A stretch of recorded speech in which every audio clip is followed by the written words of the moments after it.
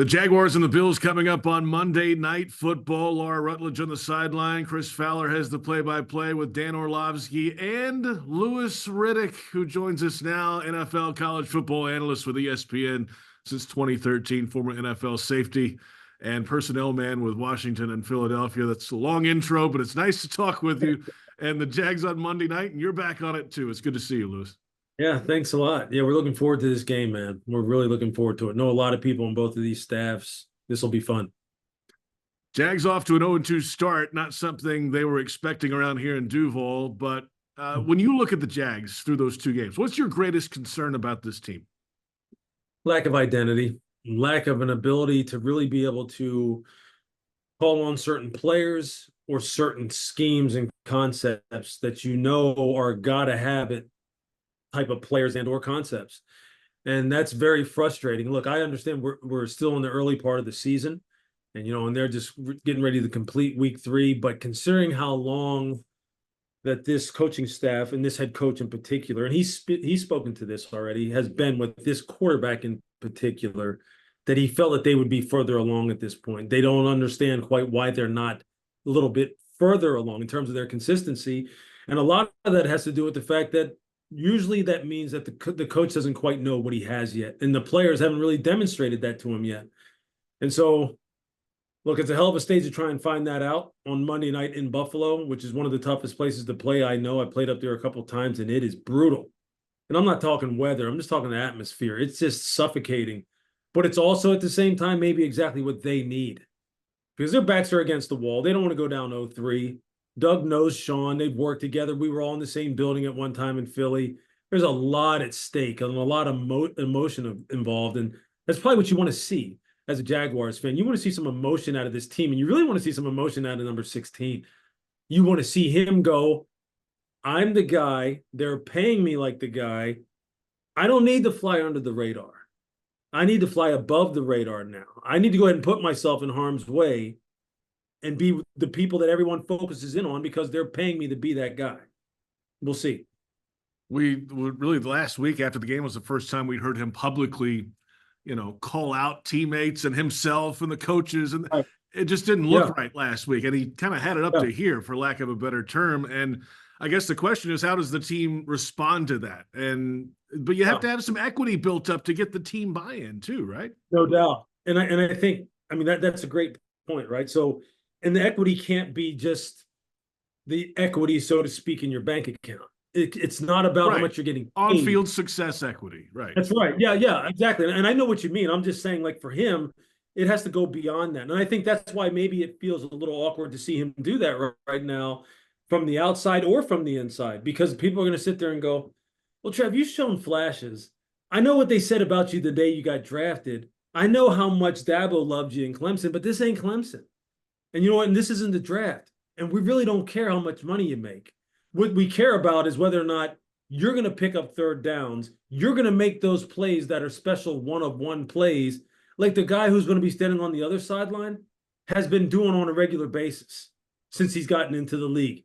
And this dude, and he's been doing it, and he still gets killed with, stinging criticism going, too many turnovers. He's overrated, all the nonsense that you hear said about Josh Allen.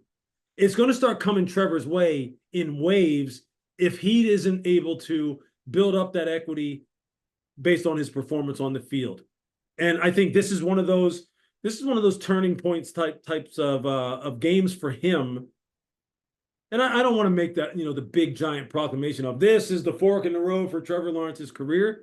But for this season, this is huge. This is huge because of, you don't want to go down 0-3. You know what that means for your playoff chances. 2, you see how the other team in Houston is doing in the division right now and how C.J. Stroud is playing. And honestly, if you're Shad Khan, you're sitting there going, I paid you to be a difference maker. So, yeah, it's more than him, but it starts with him. Louis Riddick, ESPN NFL analyst on Monday Night Football. A little more on Josh Allen, the Bills side of things. He's right there at the top of his game, but I guess why? We know he can run the ball too. There's a lot of that. It's crazy. He's 11 rushing touchdowns short of Fred Taylor. That tells you how many times he's run the ball as well. but it's what he does through the air and that arm strength and talent that comes with it. Yeah, he's done a lot of that in the past because of out of necessity. I mean, so when Brian Daboll was the coordinator, or when Ken Dorsey was the coordinator, they wanted to be what Sean wanted them to be, which was a multi-dimensional, balanced offense, but they just weren't, because they weren't able to capture the line of scrimmage on a regular basis. The backs just weren't. They just hadn't demonstrated that you could rely on them the way in which the backs look like this year. They may be able to be relied upon. And the line of scrimmage is so much better. This starting group of 5 that they have right now is as tough and as nasty as any in the NFL. So I think Josh is probably starting to feel like, I don't need to do those kind of things. I can do them, but I don't have to do them. One, it's better for their overall offensive attack. And 2, it's going to be better for his longevity. And 3, I think this is really, like I said in the beginning, this is what Sean's been preaching to him anyway. This is how he's wanted him to be. He'll still be able to put on the cape when he needs to. He'll still be able to make the throws like he made to Stephon last year that he dropped against Kansas City that would have won them the game more than likely. He can do those kind of things that maybe only he, a guy like Justin Fields, a guy like Anthony Richardson, in terms of pure arm strength, can do. But he can just kind of keep that holstered. And that's just going to make them all the more dangerous, man. It really is. I don't know how long they can continue to play at such a high level on defense if they don't get their frontline players back. You give them credit for the way they've drafted and developed, because these kids are studs. The way that they're playing, the way guys like Balen Spector and Dorian Williams, the way these guys are playing at linebacker, and Christian, Benford and Cam Lewis and those guys are playing in the back end. Look, tip your cap to Brandon Beane, the GM. But you need your frontline guys back, because the very definition of a backup is someone who can do it 3 to 5 games, hold down the fort, and the team can continue to chug along. I don't know. Maybe they found the next line of superstars for them, which if they have, then Brandon Beane needs to be GM of the year, which he may be when this is all said and done. But that's the side of the ball that worries me. We'll see. It's an opportunity, though, for Jacksonville to go ahead and say, hey, look, let us be the ones who kind of expose some of the holes that you have based on who you have available. It would do wonders for them and their confidence, especially doing it up there. And they need it bad. They need it.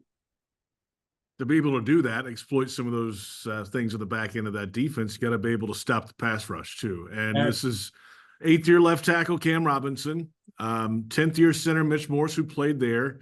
The right guard is in his 10th year, and Sheriff, and then Anton Harrison's a second-year guy. How do they match up against this great pass rushing unit? Yeah, I think, the way you put it, really, it's going to come down to this. Between Ezra, Mitch, and Brandon, that's where it starts. Those guys, like you saw snaps last week where those 3 in particular were getting victimized. Look, I mean, Miles is Miles Garrett. He's going to beat everybody. So you understand that it's not going to be just one guy. It's not going to be just Cam. It's not going to be just Anton by themselves. If you leave them by themselves against him, then you're asking to get your ass kicked, to be blunt about it, and you probably deserve it. But the interior 3 have to be the ones that really keep that pocket secure and allow Trevor to step up when he needs to, or just sit there when he needs to and see the field clearly and distribute and develop some chemistry. If you see blow-bys happen with them, if you're seeing Ed Oliver in Trevor's face mask play after play, it's not gonna work. And they're better than that. That group of 3 is better than what they've showed. And they're going to have to play that way. And I think there's no question. I think if you ask Doug, where does it start on offense outside the quarterback? I think capturing the line of scrimmage, number 1, getting some push in the run game is where it starts. But pass protection, man, we have to be able to throw the football. And if we can't, because you 3 in particular are allowing the pocket to get violated play after play, it ain't going to work.